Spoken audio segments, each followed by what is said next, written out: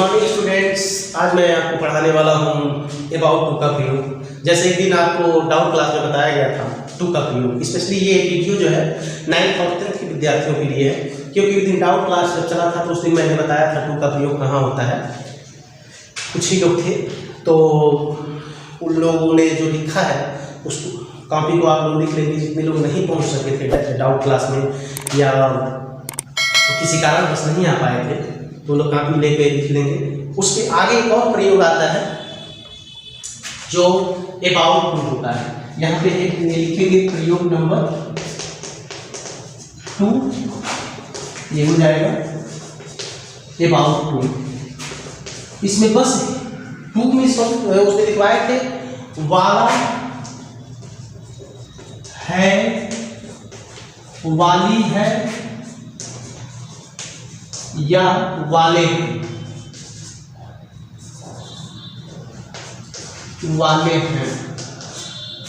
2 में से लिखवाए थे। अब इसमें केवल एक ही चीज ऐड हो जाएगा ही। जैसे उस दिन जो प्रयोग हमने पढ़ाया था इस तरह का वाक्य आता था,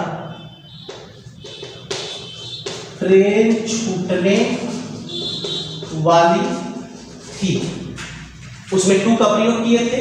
और आज हम पढ़ाने ला रहे हैं इसमें है ट्रेन छूटने ही वाली थी।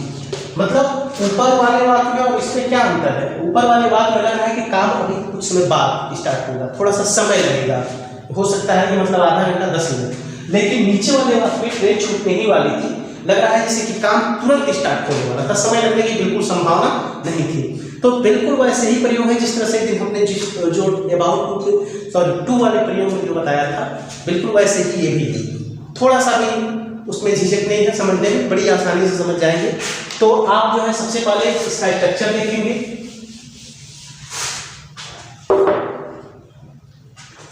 ये स्ट्रक्चर लिख ले रहा है,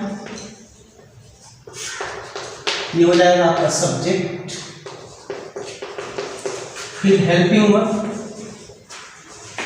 टेंस अनुसार, फिर वर्ब अबाउट टू,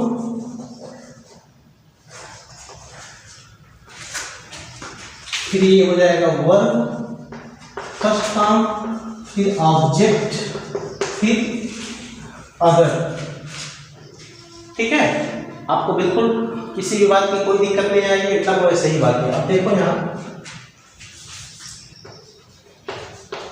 मैं यहाँ से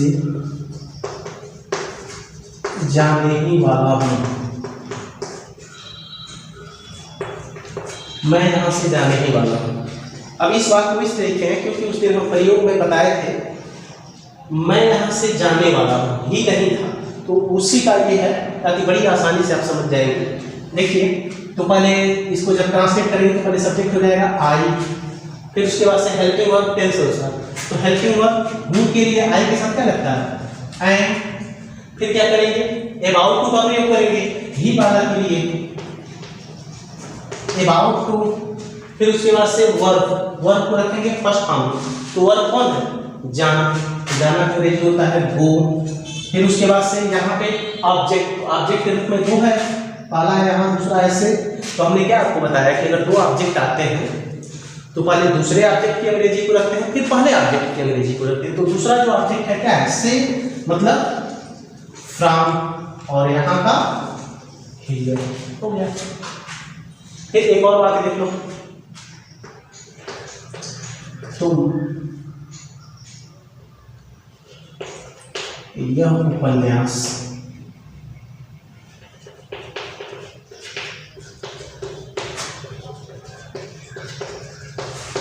लिखने वाले थे। तुम यह उपन्यास लिखने ही वाले थे, क्या करेंगे? तुम का अंग्रेजी यू। अब यहाँ पे थे है तो हमने यहाँ पे लिखा है कि subject plus helping verb tense होता है, यानी कि यहाँ पे है हो वो रहेगा तो ईजेएमआर लगेगा, और था थी रहेगा तो वाज लगेगा। तो यू एक वचन या बहुवचन, तो बहुवचन के लिए वेयर का प्रयोग करेंगे। फिर उसके बाद से अबाउट टू का प्रयोग किया जाएगा, अबाउट हो गया, फिर वर्ब कौन है लिखना, तो हो जाएगा राइट फिर क्या करेंगे, यह उपन्यास मतलब दिस नॉवेल। बस आई थिंक एकदम समझ में आ गया होगा, बिल्कुल वैसे ही प्रयोग है। उस दिन एक तरीका और बताए थे, जितने लोग प्रेजेंट थे उतने लोग जो है वो उस तरीके को समझे होंगे, बाकी लोग नहीं समझ पाए उस तरीके को फिर से मैं बता दे रहा हूँ। जैसे मैंने बताया था कि कितना भी बड़ा वाक्य हो उसको अंग्रेजी में ट्रांसलेट करने के लिए बस नियम मालूम होना चाहिए, और उसको ट्रांसलेट करने के लिए पहले कर्ता को छाट लेते हैं, फिर से लास्ट में जाते हैं और उधर से उसकी अंग्रेजी रखते आते हैं, तो 100% वो हिंदी का अंग्रेजी ट्रांसलेशन सही जाएगा। जैसे यहाँ पे समझिए, इसको डिलीट कर देते हैं, अभी वही चीज लिख देंगे हम।